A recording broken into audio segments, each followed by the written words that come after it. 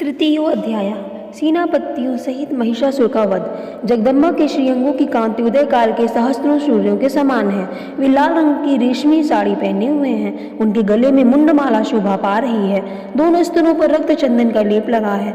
वे अपने कर कमलों में जप मालिका विद्या और अभयवर्ण नामक मुद्राएं धारण किए हुए हैं। तीन नेत्रों से सुशोभित मुखार विंद की बड़ी शोभा हो रही है। उनके मस्तक पर चंद्रमा के साथ ही रत्नमय मुकुट बंधा है तथा वे कमल के आसन पर विराजमान है। ऐसी देवी को मैं भक्ति पूर्वक प्रणाम करती हूँ।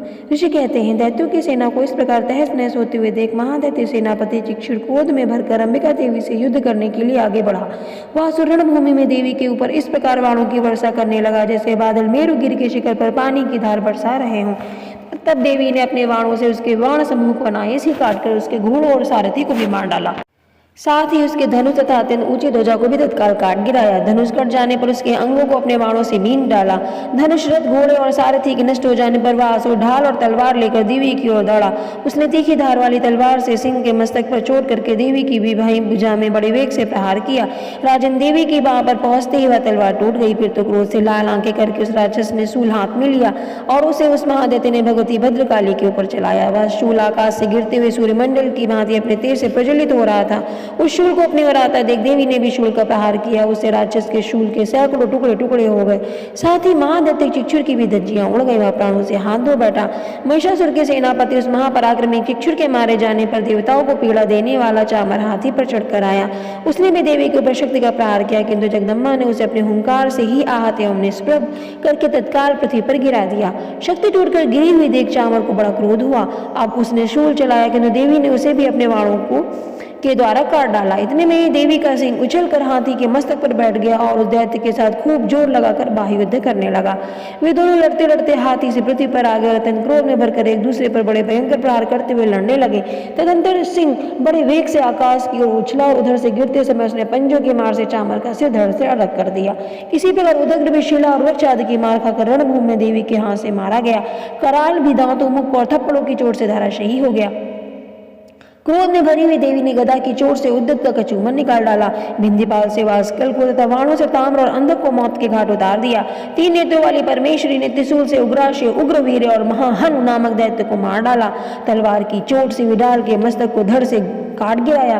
दुर्धर और दुर्मुख इन दोनों को भी अपने वाणों से यमलोक भेज दिया। इस प्रकार अपनी सेना का संहार होता हुआ देख महिषासुर ने भैंसे का रूप धारण कर देवी के गढ़ों को त्रास देना आरंभ किया। किन्हीं को तूतुन से मारकर, किन्हीं के ऊपर खुरों का प्रहार करके, किन्हीं को पूंछ से चोट पहुंचाकर, कुछ को सींगों से विदीर्ण करके, कुछ गणों को वेग से, किन्हीं को सिंहनाद से, कुछ को चक्कर देकर, कितनों को निश्वास वायु के झोंके से धराशायी कर दिया। इस प्रकार गणों की सेना को गिराकर वासुर महादेवी के सिंह को मारने के लिए झपटा। इसे जगदम्बा को बड़ा क्रोध हुआ। उधर महापराक्रमी महिषासुर भी क्रोध में भरकर धरती को खुरों से खोदने लगा। अपने सींगों से ऊंचे ऊंचे पर्वतों को उठाकर फेंकने और गर्जने लगा। उसके वेग से चक्कर देने के कारण पृथ्वी क्षुब्ध होकर फटने लगी। उसकी पूंछ से टकराकर समुद्र सब ओर से धरती को ढोने लगा। हिलते हुए सींगों के आघात से विदीर्ण होकर बादलों के टुकड़े टुकड़े हो गए। उसके श्वास के प्रचंड वायु के वेग से उड़े हुए सैकड़ों पर्वत आकाश से गिरने लगे। इस प्रकार क्रोध में भरे हुए उस महादैत्य को अपनी ओर आते देख चंडिका ने उसका वध करने के लिए महान क्रोध किया। उसने पाश फेंक कर उस महान असुर को बांध लिया। उस महासंग्राम में बंध जाने पर उसने भैंसे का रूप त्याग दिया, तत्काल सिंह के रूप में प्रकट हो गया। इस अवस्था में जगदम्बा ज्यों उसका मस्तक काटने के लिए उद्यत हुई तो ही वह खड्गधारी पुरुष के रूप में दिखाई देने लगा। तब देवी ने तुरंत ही बाणों की वर्षा करके ढाल और तलवार के साथ उस पुरुष को भी बींध डाला। इतने में महान गजराज के रूप में परिणित हो गया तथा अपने सूंड से देवी के विशाल सिंह को खींचने और गर्जने लगा।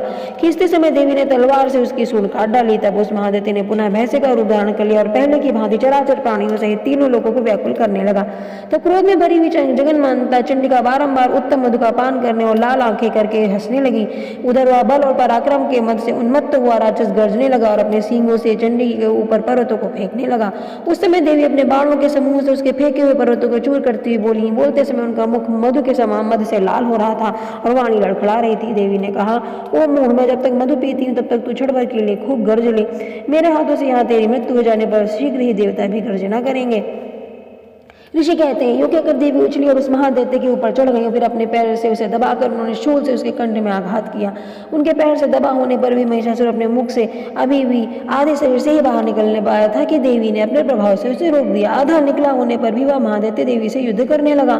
तब देवी ने बहुत बड़ी तलवार से उसके मस्तक काट गिराया। फिर तो हाहाकार करती हुई दैत्यों की सारी सेना भाग गई और संपूर्ण देवता अत्यंत प्रसन्न हो गए। देवताओं ने दिव्य महर्षियों के साथ दुर्गा देवी का स्तवन किया। गंधर्वराज गाना गाने लगे तथा अप्सराएं नृत्य करने लगी। इस प्रकार से मार्कंडेय पुराण में सावर्णिक मनवंतर की कथा के अंतर्गत देवी महात्म्य की महिषासुर वध नामक तीसरा अध्याय पूरा हुआ। जय माता की।